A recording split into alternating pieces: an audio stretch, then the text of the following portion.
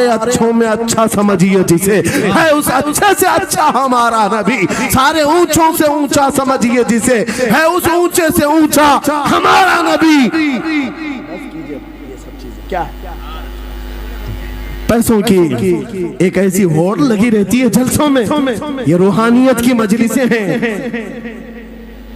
माल की तरफ तवज्जो न किसी ईमान वाले की हो न सुनने वाले की हो। अगर ज्यादा खुशी आए नोट नहीं, जज्बा ऐसा बेहतर हो, खड़े हो करके कहे या रसूल अल्लाह, मैं अपने जान और माल और तन मन के साथ आपके कदमों पर कुर्बान होने को तैयार। अल्हम्दुलिल्लाहिल हन्नानिल मन्नान अल्लज़ी खलक़ल इंसान व अल्लमहुल बयान वस्सलातु वस्सलामु अला रसूलिही सय्यिदिल इंसी वल जान व अला आलिही व अस्हाबिही ज़विल खैरि वल इहसान, अम्मा बअद। फ़अऊज़ु बिल्लाहि मिनश शैतानिर रजीम, बिस्मिल्लाहिर रहमानिर रहीम। क़ुल इन कुन्तुम तुहिब्बूनल्लाह फत्तबिऊनी युहब्बिबकुमुल्लाह व यग़फिर लकुम ज़ुनूबकुम वल्लाहु गफ़ूरुर रहीम। सदक़ल्लाहु मौलानल अज़ीम। बारगाह रिसालत मुआब सल्लल्लाहु तआला अलैहि वसल्लम में एक बार दुरूद पाक का हदिया पेश करें। अल्लाहुम्मा सल्लि अला सय्यिदिना व मौलाना मुहम्मदिन मअदनिल जूदि वल करम व आलिहि व अस्हाबिहिल किराम व इब्निहिल करीम व बारिक व सल्लिम सलातन दाइमतन सरमदन अबदा। आज हल्दवानी की तारीख में एक अजीम समा रूहानी मिशन की तरफ से कायम की हुई रूहानी मजलिस में ऐसा लगता है हवा का मौसम बता रहा है वो जुल्फ अपनी लहरा रहे हैं। क्या बात है भाई, सुभान अल्लाह। सवारी तैबा से चल पड़ी है, हुजूर तशरीफ ला रहे हैं। सुभान अल्लाह। वो आएंगे, आते होंगे, अभी आएंगे। वो आएंगे, आते होंगे, अभी आएंगे। यही सोच के हमने महफिल को सजा रखा है।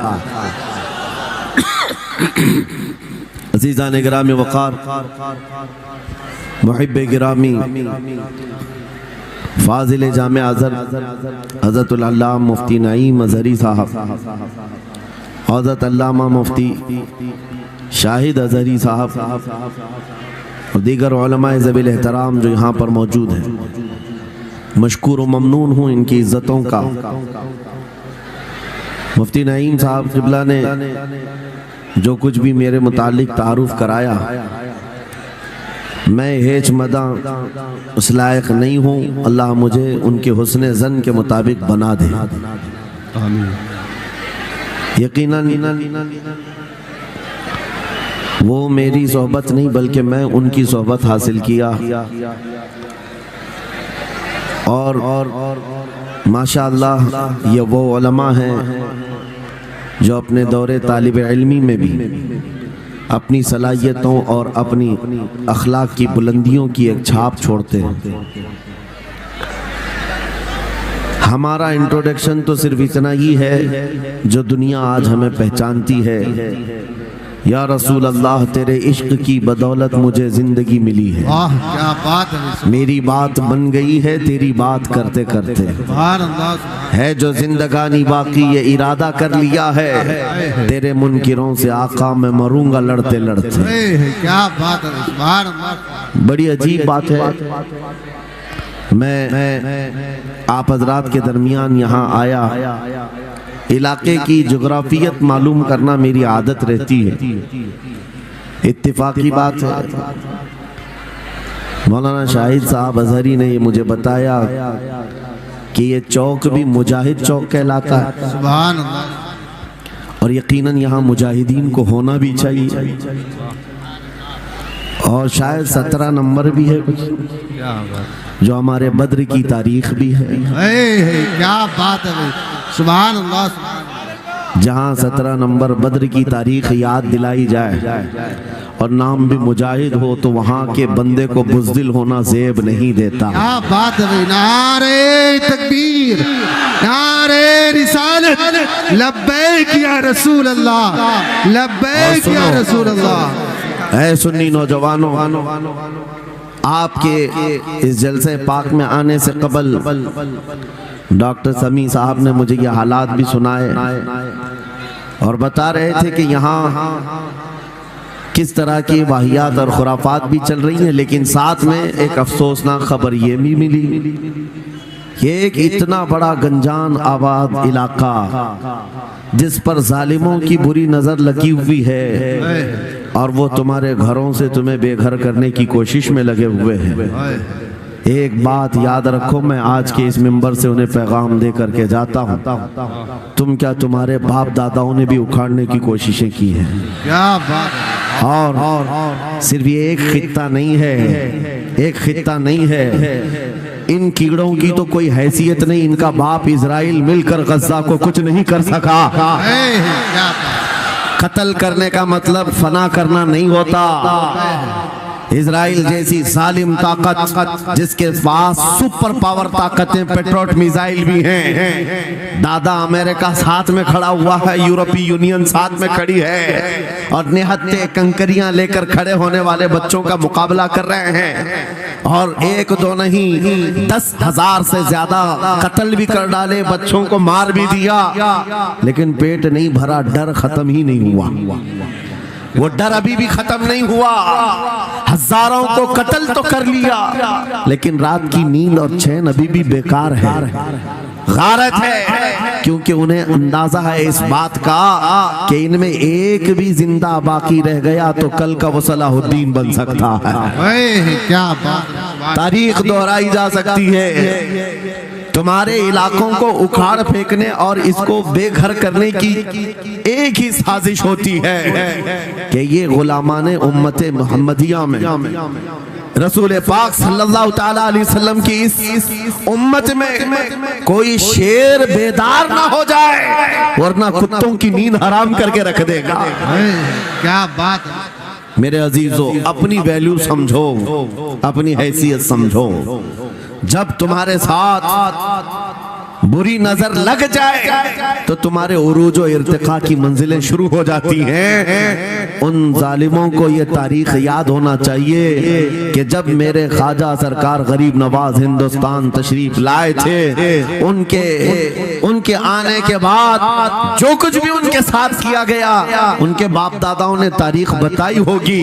गरीब नवाज को निकालने के लिए, उनकी झोपड़ी उजाड़ने के लिए, उनके खीमे को तोड़ने के लिए, यहाँ तक के सरकार गरीब नवाज जिस दरख्त के नीचे बैठे वहां से उठवा दिया, क्या क्या नहीं किया। लेकिन आज तारीख 800 साल के बाद भी सन्नाटे तार थप्पड़ मार करके बता रही है, जिसको तुम यहाँ से बेघर करने की कोशिश कर रहे थे, अल्लाह ने उसे ऐसा बादशाह बनाया। तुम्हारी हुकूमतें 5 साल के बाद डील डोल होने लगती हैं और उस मर्द कलंदर की हुकूमत 800 साल से चल रही है, वो भी गर्दनों पर नहीं लाखों दिलों पर हुकूमत कायम है। क्या बात है, सुभान अल्लाह। कुरान में अल्लाह फरमाता है, अम्मा मा यनफउन नास फयमकुतु फिल अर्द, जो लोगों को नफा देता है वो जमीन में बरकरार रहता है।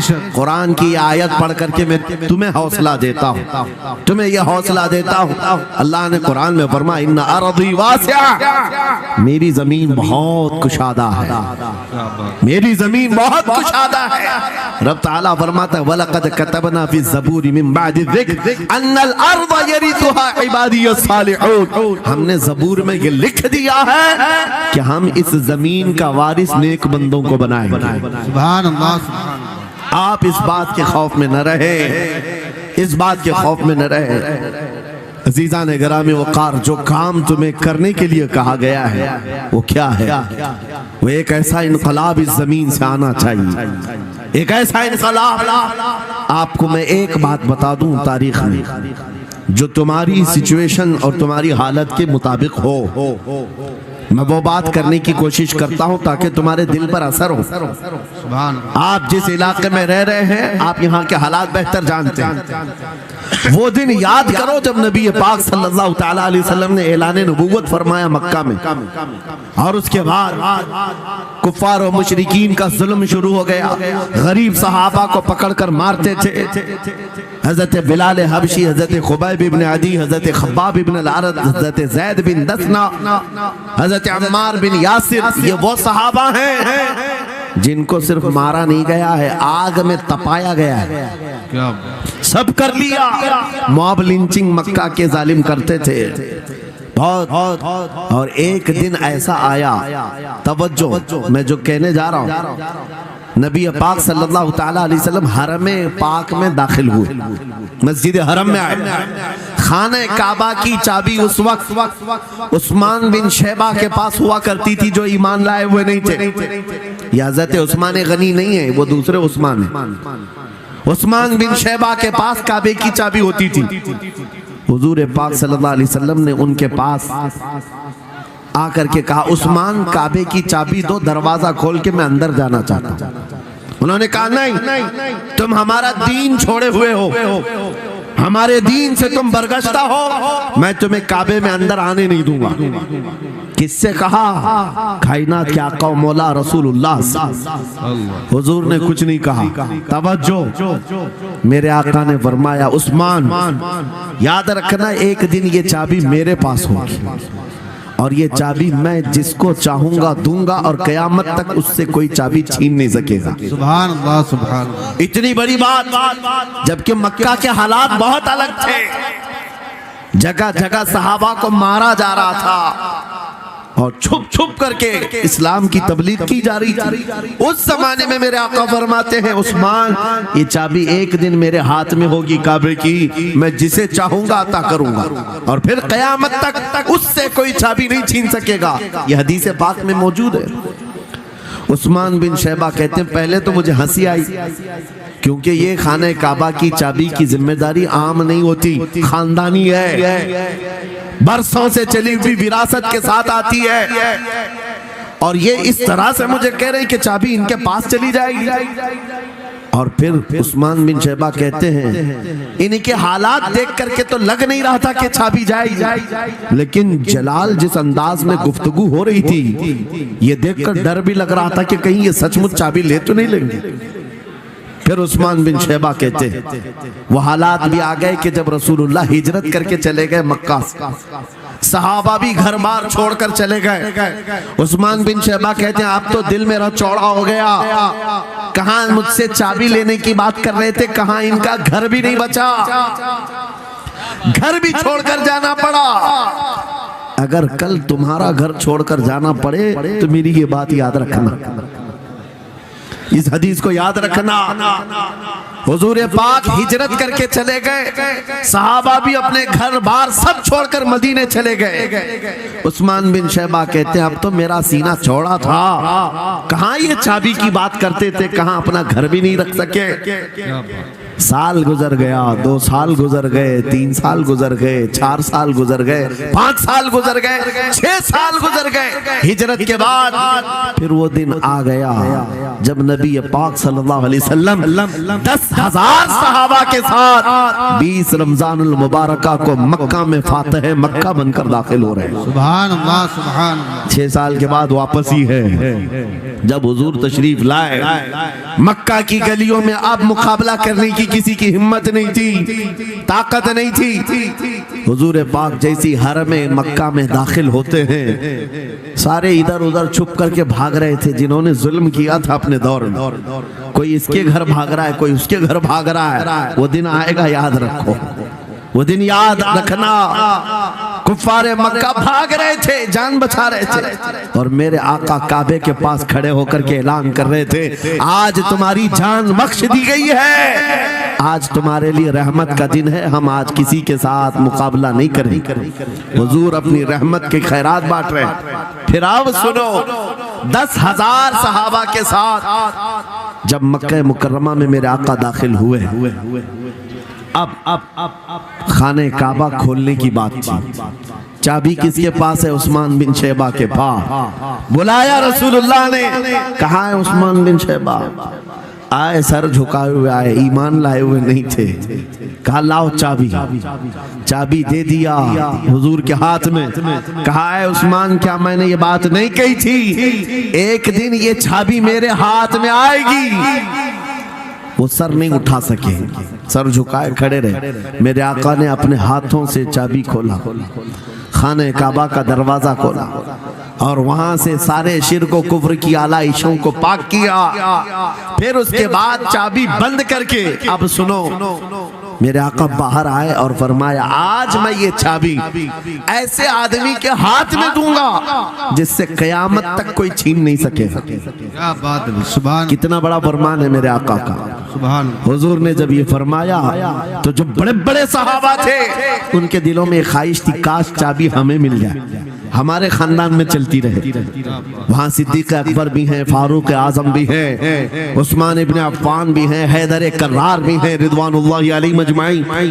सब सहाबा के दिल में ख्वाहिश थी ये चाबी हमें मिल जाए। मेरे आका सल्लल्लाहु अलैहि वसल्लम ने सबकी तरफ देखा और फिर आयत पढ़ी, इन्नल्लाह यअमुरुकुम अन तुअद्दुल अमानाति इला अहलिहा, बेशक अल्लाह तुम्हें हुक्म देता है अमानत उसके अहल के सुपुर्द कर दो। ये आयत पढ़ करके मेरे आका फिर उन्हीं शख्स को बुलाते हैं जिनके पास पहले से चाबी थी, उस्मान बिन शैबा, करीब आओ, करीब आओ। वो कहते हैं मेरी तो हालत गैर थी, आज तो मैं मुजरिम बन करके आया था, कैदी बन करके आया था, मुझे तो आज मारा जाना था, ईमान लाए हुए नहीं थे। हुजूर ने कहा ये चाबी वापस मैं तुमको ही देता हूँ और सुबह कयामत तक ये तुम्हारे खानदान में रहेगी। सुभान अल्लाह। इतना कहना था, उस्मान बिन शैबा ने पुकार कर कहा, ला इलाहा इल्लल्लाहु मुहम्मदुर रसूलुल्लाह। क्या बात है, सुभान। मेरे अजीजों, आज भी जाकर देख लेना, दसियों बादशाह आए होंगे, सैकड़ों हुकूमतें बदल गई होंगी, खाने काबा की चाबी आज भी उस्मान बिन शैबा के खानदान में ही मौजूद है। वो सहाबी रसूल, मैं ये हदीस इसलिए आपके सामने अर्ज किया, तुम उस रसूल के उम्मती हो, उस रसूल के उम्मती हो जिन्हें एक बार ललकार करके चैलेंज कर दिया गया था कि काबा की चाबी नहीं देंगे। मेरे आका सल्लल्लाहु अलैहि वसल्लम ने अपने जलाल और जमाल के संगम के साथ ऐलान फरमाया था, ये चाबी मेरे हाथ में होगी। आज उस हबीब कायनात रसूल कायनात सल्लल्लाहु अलैहि वसल्लम की उम्मत को मैं ये हदीस सुना करके अर्ज कर रहा हूँ, हालात अगर मक्का जैसे आ गए तो नर्वस मत हो जाना, हमारा घर लुट जाएगा, हमारी चाबियां चली जाएंगी, हमारे कुवाड़ दरवाजे बंद हो जाएंगे। उस नबी को याद करना, आका आपका उम्मती अगर बेघर किया जा रहा है, आपकी तरफ से मदद आ जाए और आएगी, मेरा यकीन है मदीने से आवाज आएगी। आज ये जालिम कुत्ते अगर तुम्हारा दरवाजा बंद करते हैं, इंतजार करो, इंतजार करो, कुछ देर की खामोशी है, फिर शोर आएगा। आज कुत्तों का वक्त है, कल हमारा दौर आएगा।